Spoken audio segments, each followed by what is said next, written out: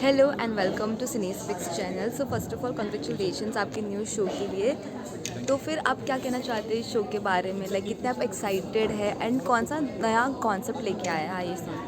ये शो बहुत ही बिल्कुल ही डिफरेंट है जितने शो मैंने पहले इससे पहले किए हैं और जितने शो एक्चुअली देखे भी हैं एज एन ऑडियंस। बिकॉज हम भी शो तो देखते ही हैं और सब्जेक्ट्स देखते हैं, लेकिन ये सब्जेक्ट जो है वो बहुत ही टची है और एक बहुत ही जिसको कहते हैं ना कि इम्पॉर्टेंट है। मतलब ऐसा नहीं है कि आप सिर्फ अपना टाइम पास करने के लिए ये शो देखें। ये शो अगर आप देखेंगे तो डेफिनेटली आपको कुछ सीखने को मिलेगा। सीखने को क्या मिलेगा, कोई ऐसी कोई कहानी सीखने को नहीं मिलेगी, लेकिन आपको एक ज़िंदगी जीने का एक तरीका सीखने को मिलेगा।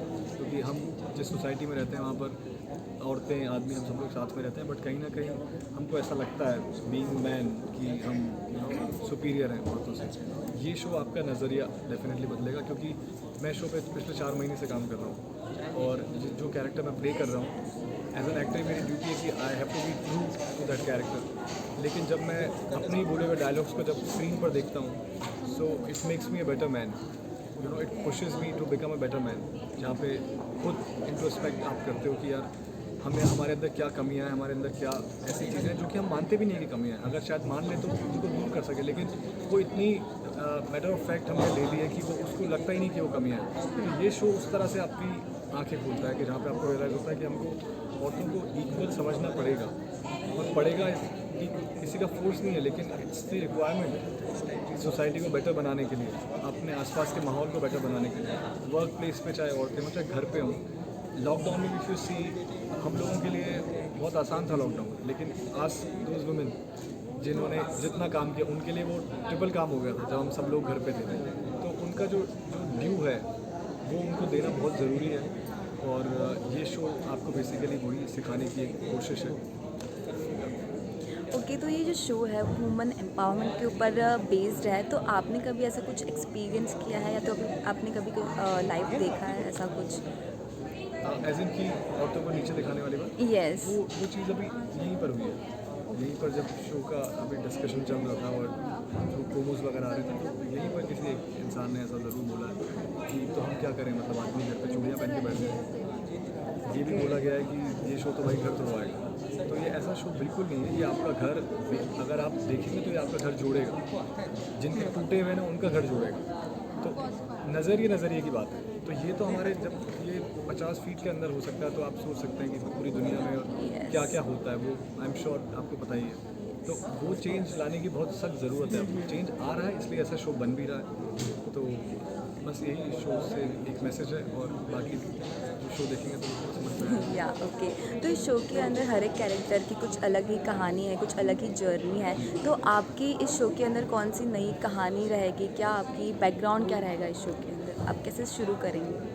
ये शो जैसे मैंने बोला कि इसका जो वैसे बैकग्राउंड है शो का, वो मेडिकल बैकग्राउंड है। तो जो हमारा प्रोफेशन है, वी आर सर्जन्स, और एक हॉस्पिटल की कहानी है। लेकिन उस हॉस्पिटल में जो लोग काम करते हैं, जो सर्जन्स हैं, उनका अपना अपना लाइफ को लेके क्या नज़रिया है, वो कहाँ से आते हैं। तो विक्रांत जो मैं कैरेक्टर प्ले कर रहा हूँ, ही इज़ फ्रॉम पटना।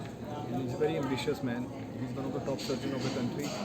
और उसका जो उसका नेचर है वो बेसिकली कहाँ से आता है, हमारा नेचर कैसे बनता है, हमारी फैमिली से हमको वो सब चीज़ें मिलती हैं। तो वो जिस फैमिली से बिलोंग करता है, वो फैमिली के अंदर उसके पेरेंट्स का, उसके फैमिली का मानना ये है कि औरतों को पढ़ा लिखा होना चाहिए, लेकिन वो काम करने की उनको ज़रूरत नहीं है, मतलब काम ना करें।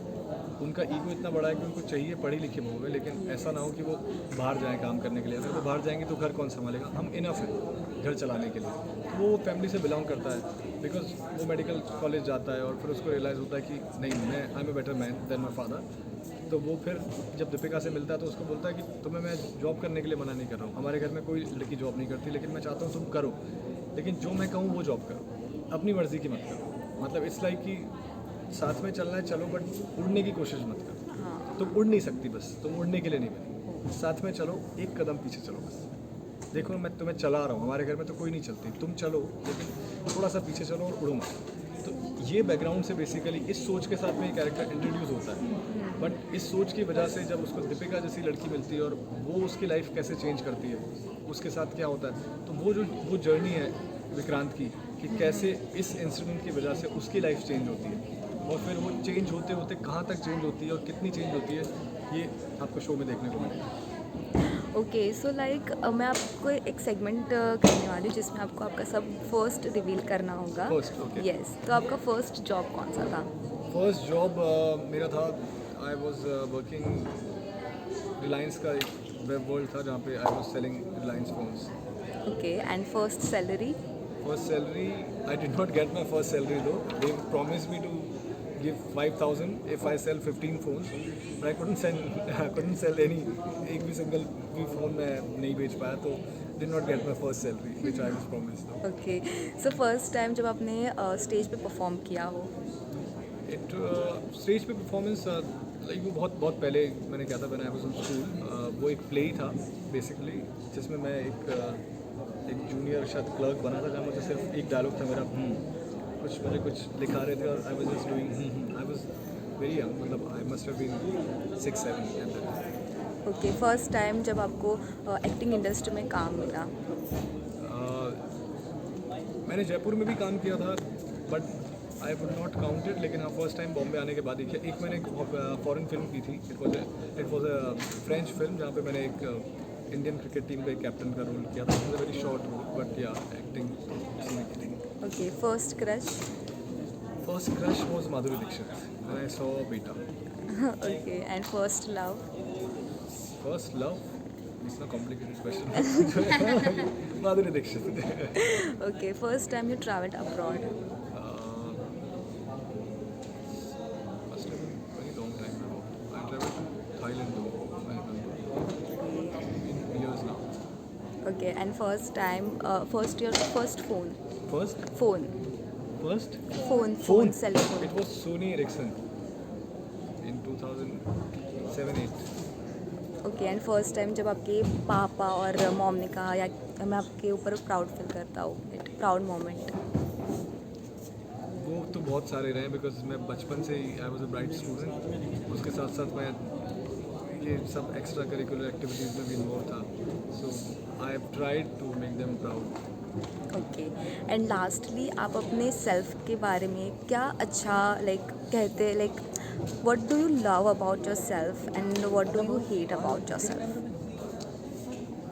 Love, it's difficult to figure out what do I love about myself, but जो लोग जो कहते हैं वो ये है that I'm a good listener. Yeah. Okay and hate? And I'm not punctual. Like I generally miss out times. Like थोड़ा सा Okay. टाइम का मेरा प्रॉब्लम रहता है, बहुत ज़्यादा नहीं लेकिन हाँ मतलब मैं थोड़ा सा वो है। ओके एंड लास्ट आप अपने फ्रेंड्स को क्या कहना चाहेंगे? फैंस को मैं अपने यही बोलना चाहूँगा दैट बहुत ही आप लोगों ने पेशेंटली वेट किया है इतने टाइम से मेरे आने का, और इतने एफर्ट्स आप लोग करते हैं, you make so many edits और इतना आप सब चीज़ें करते हैं। ये शो भी जब मैंने ज्वाइन किया तो मैं बहुत कुछ शेयर नहीं कर पा रहा था कि किस प्रोजेक्ट पे काम कर रहे हैं। सो फाइनली अभी 6 दिसंबर को रात को 10 बजे आप सोमवार से शुक्रवार तक देख सकते हैं। एंड मैंने कोशिश की है कि आप लोगों को मैं आप लोगों के जितने भी एफर्ट हैं उनको जस्टिफाई कर पाऊँ for sticking with me for such a long time. तो ज़रूर देखिए ये शो और लोगों को भी बताइए। जब आप ये शो देखेंगे तो आपको रियलाइज़ होगा कि कैसे टीवी का जो कंटेंट है वो भी चेंज हो रहा है और ऐसा सब्जेक्ट को हम लोग टच कर रहे हैं जिसकी बहुत सख्त ज़रूरत है। So you must watch this show. Yes we will, thank you so much.